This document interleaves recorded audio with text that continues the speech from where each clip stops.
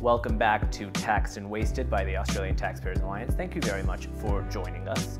You'll notice that we're publishing this on Wednesday as opposed to Tuesday. That's going to be the regular release date from now on. But if you want early access to the podcast, please make sure to go to our website, taxpayers.org.au, subscribe, and you'll get early access on Monday.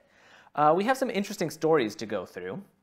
But the first that I want to, this is less of a story and more of a trend, which is a lot of places across Australia, a lot of councils and governments are freezing rates on citizens to make sure that the economic crisis is less burdensome, right? So people are trying to recover after their shops have been closed or they lost their job or whatever happened. And governments and councils are saying, well, what we're going to do is we're going to stop increasing rates on our citizens. And that's a good step. I'm happy that this is happening. But one thing that I think is interesting to notice is that governments recognize that raising rates on citizens is a burden to their ability to make money. It's a burden to the economy. Look at what the government is doing all around the world, what governments are doing all around the world, which is cutting taxes, cutting regulation, making it easier for people to make money in response to an economic crisis. And the reason that's an important point to note is because if governments are aware that higher taxes and higher regulations burden people's ability to make money and burdens the economy's ability to grow, then why aren't we just cutting taxes and regulation across the board? It seems the case that the government is already aware that if you have taxes on businesses, if you have taxes on individuals, if you overburden them, they're not going to make as much money. The economy isn't going to grow as much. People are going to hire less. And yet it takes an economic crisis for them to release these burdens. Seems like an odd thing. I mean, I'm happy that it's happening, but ultimately it would be great if this would be adopted as general policy. I think we can all agree on that. Speaking about things that we can all agree on, the UK and the EU, the UK and Australia, the EU, have announced that they're beginning talks to enter into a free trade agreement, which is great. It's fantastic. It's long overdue. And honestly, I don't even know what took so long. It seems incredible, really, that considering that we're part of the Commonwealth, considering that we celebrate the Queen's birthday, considering, I mean, all of these things that we're basically so similar on, that we hadn't been trading freely with the UK up until now. So this is a really good thing. This is a step that we here at the Australian Taxpayers Alliance are definitely celebrating. And this is a process of diversification for both countries. So obviously the UK left the EU recently, which is obviously wonderful. But one of the things that happened is that the UK was very reliant on the EU. Here in Australia, we have a similar problem. We're incredibly reliant on trade with China, and we should be diversifying. So this is all part of a process of diversification that ultimately is going to be really, really good for both countries. Australia should be pursuing more free trading partners, and honestly, we haven't seen what the free trade agreement is going to entail. I think it's going to be implemented somewhere around 2021, but the talks are happening. Seems like this is going to become a reality, and we're really happy about that. We're going to go into one of my favorite stories of the year. This is really something fantastic. The government has taken a step in education that really just has all of us here at the ATA grinning from ear to ear. So we all know that the economy obviously is not doing well.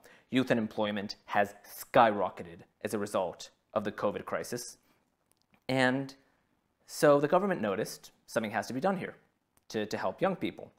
And so what happened? They're saying, we're going to focus on the educational degree, like the degrees in university that actually have potential to make you money. So all of those really good degrees, degrees that have to do with mathematics, statistics, engineering, just technical degrees, those are going to get cheaper. And then useless degrees in humanity, I don't want to say useless, there's some things that, history is fantastic, but arts, things, things that are just, a feminist theory, all those things are going to nearly double in price. And that is absolutely fantastic for a couple of reasons. One, we know that basic incentives really help draw people in certain directions at mass. So before, perhaps if you had the ability to go into mathematics or into underwater feminist dance theory, if you're interested in the latter, you would have taken that option. But if now the useless humanities course that you're engaged in, that you're interested in, is twice as expensive as going into mathematics, well, maybe you'll opt for mathematics instead. And that actually has a potential to make you a significant amount of money. You'll actually learn something that's going to be useful for your life. And I mean, we're thrilled. We definitely want a more educated group of people in Australia. I think the youth definitely have a lot to gain from a good education. But right now, so many kids across Australia, across the world really, have been fooled into the false notion that if you go to university, regardless of what you study, you'll end up having more money in your pocket. You'll end up having a more fruitful career, which is obviously not the case. Instead, they're spending tons of money getting themselves into gargantuan amounts of debt just to be talked to a bunch of communists, essentially, a bunch of ideologues who are filling their minds with things that are completely wrong, points of view that are just harmful to them and harmful to the society. And now there's a disincentive. There's going to be a disincentive from young people in terms of entering those degrees. And we couldn't be happier. We think this is fantastic. For the love of God, anyone who has not yet entered uni and is considering it, go into something that's going to make you money. Go into something where you're actually going to learn something, where you're going to be able to enter a sector of the economy that actually has the funds to pay you a good salary. That's definitely what you should do. Or study history, because that's just good for you. Finally, this is a story that we had a lot of fun with, and we actually managed to get a word into a big news outlet that just made us really very, very happy. So this council, and I always have trouble pronouncing this, so I'm going to take a second to pronounce this properly. The Balranald Shire Council. I think that's how it's pronounced. Emily, is that how it's pronounced? Bernald. The Bernald Council, Shire Council. Yeah. We have our policy director here in the room with us.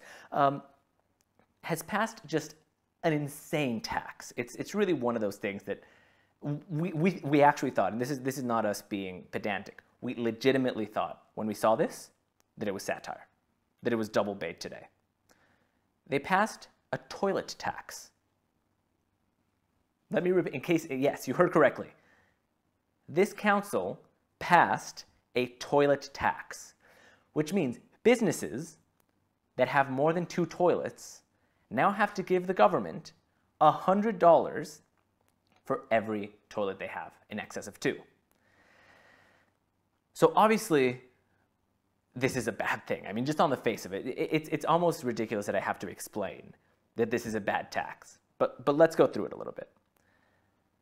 What type of establishment, what type of business would have more than 2 toilets? Probably just hospitality, right?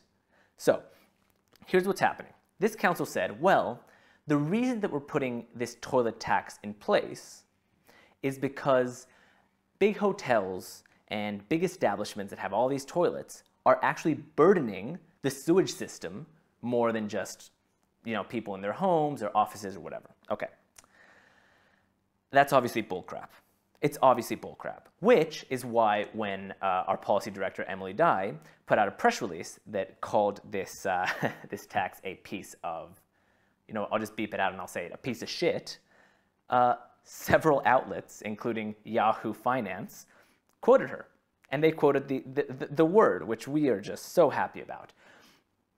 Obviously, this tax is not a legitimate tax. This tax is one that isn't meant to assist in helping the sewage system from being overwhelmed or something. Not that I think it even was. But it's just a money grab. And worse than just a money grab, it's a money grab from an industry that is completely devastated at the moment. Hospitality is particularly particularly hotels, have been completely devastated by COVID-19. People can't travel. There's no reason for anyone to stay in a hotel right now. And this council, in this moment in time, when these businesses are still struggling just to stay afloat, let alone recover, they decide that they're going to put this enormous tax on them just because they want their money. It's really ridiculous. As Emily said, it's really shitty. And hopefully something will happen to get this repealed. This is obviously not a good time for the tax. It never would be, but considering the state of hospitality right now, it's the worst time for it. And hopefully, I mean, we can just hope that that enough people will voice their concern over this, that it gets repealed. And I think that that's all for today. We really want to thank you for joining us on Taxed and Wasted. We're going to see you next week on Wednesday, but if you want early access to the podcast, don't forget to go to our website, taxpayers.org.au, subscribe, and you'll get early access. Also, if you haven't already, please subscribe on Stitcher, on iTunes, on Spotify, really wherever you get your podcasts. Search for Taxed and Wasted, and you'll get the podcast. Also, please follow us on YouTube and on Facebook to get the video version of the podcast. This has been Taxed and Wasted by the Australian Taxpayers Alliance. We'll see you next time. Oakley dokley. Schmokely.